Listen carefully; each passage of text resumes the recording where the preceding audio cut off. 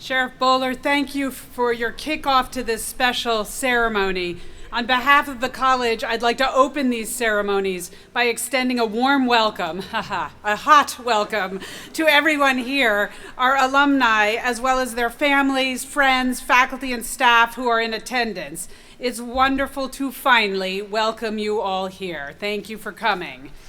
Let me pause already. Yes, big round of applause to you for being here. Thank you. Let me pause already to say, wow, it is hot. I'm wearing a really thick robe, and you all in the sun in black robes, I'm feeling your pain. So let me just say right now, these robes were built for things like cold libraries, and it's a little much for right now. We really want you to be as comfortable as possible and be safe. So feel free to remove your ceremonial robe if you would like to. You can put it back on when you come across stage if you want a photo in it. Excellent. I reminded you last night to wear something presentable underneath. Hopefully that you followed that last presidential advice. Good. I would actually also urge my faculty colleagues who want to unzip and disrobe. I will wear my robe symbolically for all of us if need be. So, tradition's important. The president can sweat, but we'll let the rest of you be more comfortable. We also have a misting tent over by Shapiro Hall, and I will forgive graduates if you want to stand up and get misted, because you really are the ones in the sun. So do that if you need to. There are water stations sprinkled throughout the perimeter of the quad for everyone. Anyone at any time is welcome to go into Chapin for remote viewing of the ceremony, where it should be a bit cooler as well. For this celebration, we are extending our tradition of flying the flags of each of the 48 countries represented by the class of 2020. And I hope everyone got to see them. I also want to acknowledge those whom we hoped and expected would be here today, but who couldn't be with us, including people that we lost to COVID or for any other reason, and the impact of their absence on our graduates. So can we please take a moment to remember them today? I know you hold them with you as we begin this celebration.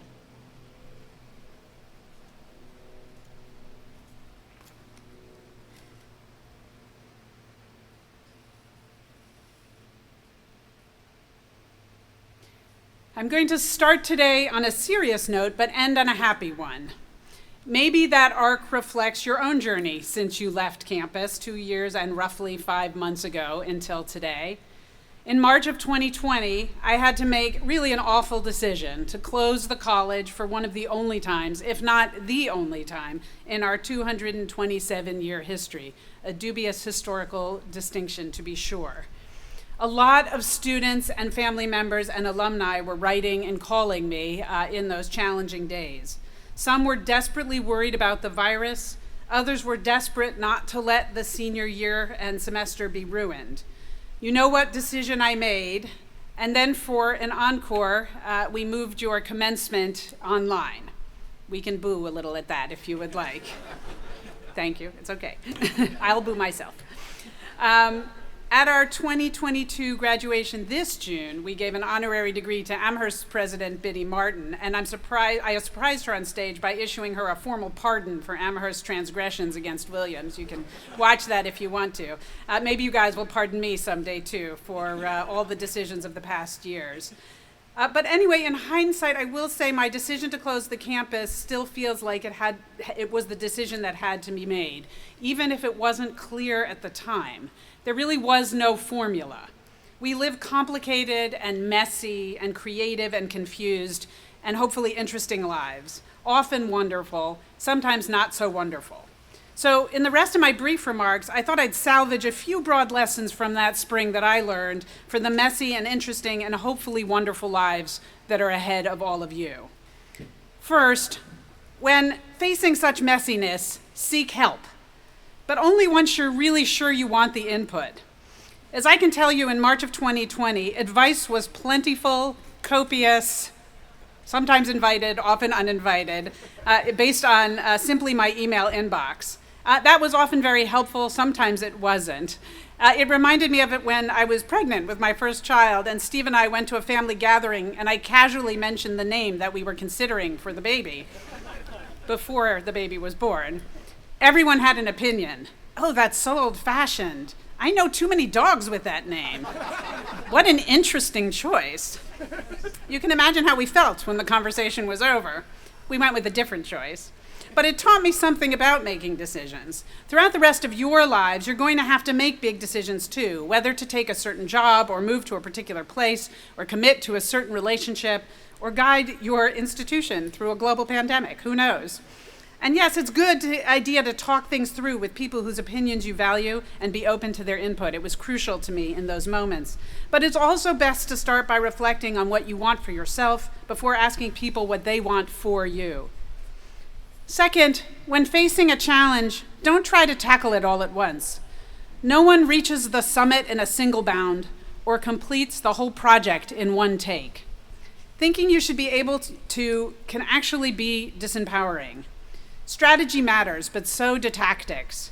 Or to quote one of my favorite poets, David White, beginning well or beginning poorly, what is important is simply to begin. You'll want to consider the whole challenge, but then take it one piece at a time. If back in March of 2020 we had looked at today and asked, how do we get from there to here, it would never have happened, and often it looked like we would never get to this day. And yet, here we are. Third, and you won't be surprised to hear this from me, I think, bring some fun into the journey. There are a few things in life that cannot be improved this way. And fun doesn't have to be planned. Go jump in some puddles. Turn to the person behind you at the grocery store or perhaps sitting here today and see if you can't get them to smile, but maybe not right now. Tell a lame joke. My favorite. What did the snail say when riding on the turtle's back? Whee! Even in the throes of the pandemic, when senior staff and I were meeting at my house on Saturday mornings, totally stressed out, we still found ways to make each other laugh.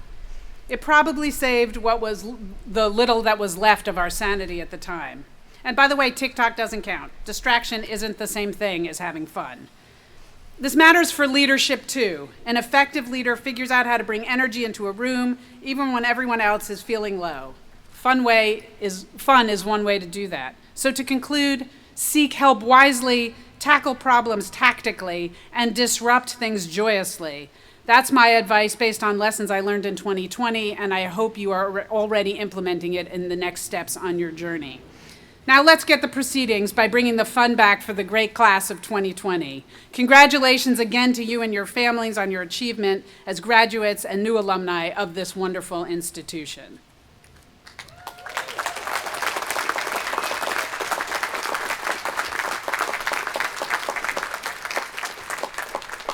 One of the nicest aspects of commencement weekend is being able to watch our graduates share moments with faculty and staff who have done so much to make their Williams experience productive and rewarding. We were all heartbroken not to have that opportunity 2 years ago, which we certainly couldn't capture in our remote rendition. As you'll remember, many people posted messages and videos on the celebration website, but it can't quite match the experience of expressing our pride and affection in person. And that goes for our amazing faculty, but also for the facilities, dining, campus safety staff, and many others who have worked and are working to make today's celebration possible. And I'm going to just simply repeat, because I have a mic in front of me again, what I said yesterday. The amount of work it takes to do something like this is done by people. And each of those people are here working today to make it possible to celebrate together. So I hope you can take a moment to thank them now.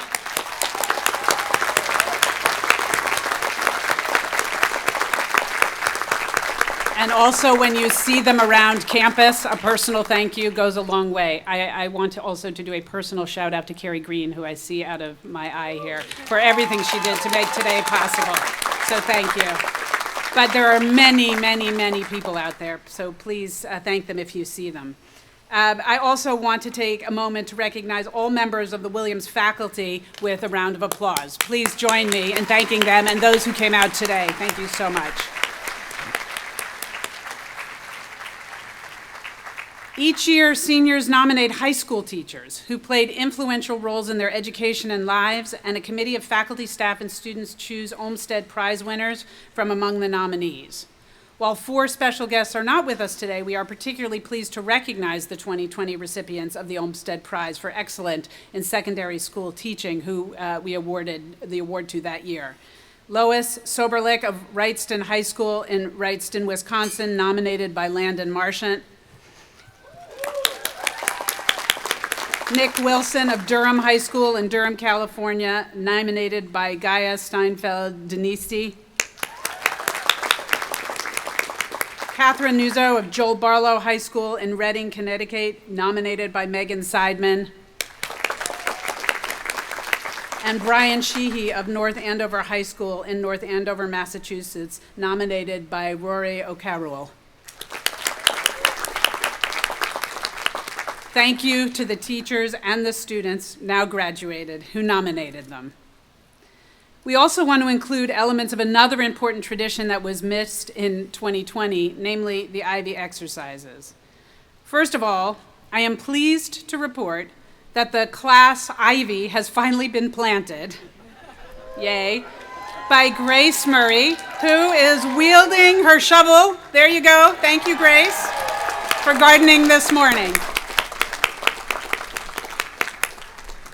Fortunately, ivy grows quickly, so maybe we can make up for 2 years of lost growth with that magic shovel. Now it's my pleasure to invite Mia back to perform, accompanied by Adrian Oxley and Julia Choi.